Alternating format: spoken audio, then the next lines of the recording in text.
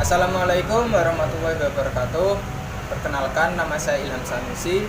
Saya peserta Lacar CPNS gelombang ketiga angkatan ke-65.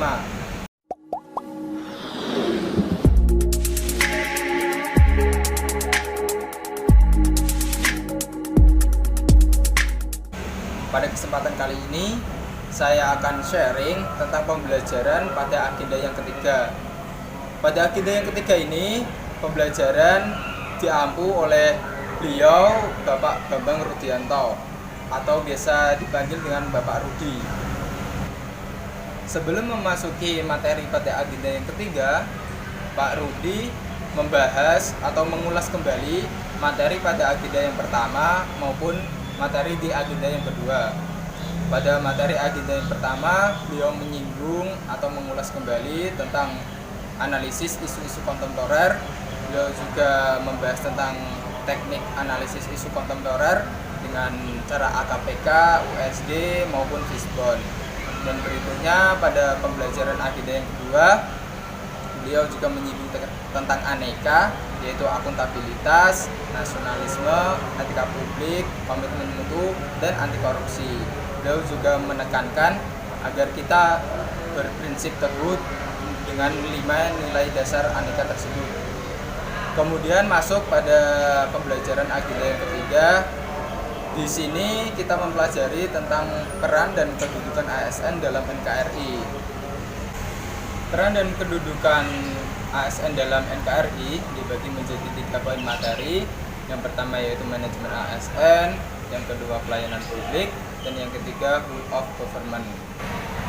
Materi yang pertama yaitu manajemen ASN.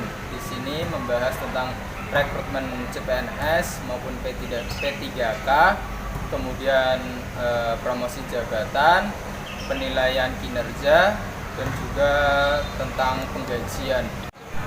Pada materi manajemen ASN ini, pemerintah juga menerapkan merit system, yang artinya yaitu perekrutan yang berdasarkan dengan kualifikasi, kompetensi, dan kinerja.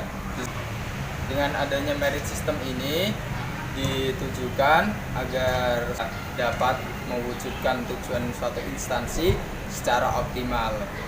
Kemudian pada manajemen ASN ini, sebagai seorang ASN harus bisa mengembangkan diri, tidak hanya stuck di sini. Dalam materi manajemen ASN ini sendiri, pengembangan diri juga sangat diperlukan. Pengembangan diri ditujukan agar kita bisa menjadi ASN yang lebih baik serta bisa menjadi ASN yang inovatif. Pengembangan diri sebagai seorang ASN juga perlu karena untuk meningkatkan kualitas sebagai ASN itu sendiri. Pengembangan diri juga bisa dilakukan dengan cara-cara, salah satunya yaitu dengan cara mengikuti pelatihan dasar, mengikuti pendidikan sesuai dengan jabatan tertentu, kemudian juga dengan tugas belajar. Kemudian materi yang kedua yaitu tentang pelayanan publik. Pada materi pelayanan publik ada asas-asas pelayanan publik. Yang pertama yaitu mementingkan kepentingan umum daripada kepentingan pribadi. Ada juga kepastian hukum dan juga ada kesamaan hak dan kewajiban. Sebagai seorang ASN, kita juga dituntut untuk bekerja secara prima sehingga dapat mewujudkan pelayanan kepada masyarakat yang memuaskan.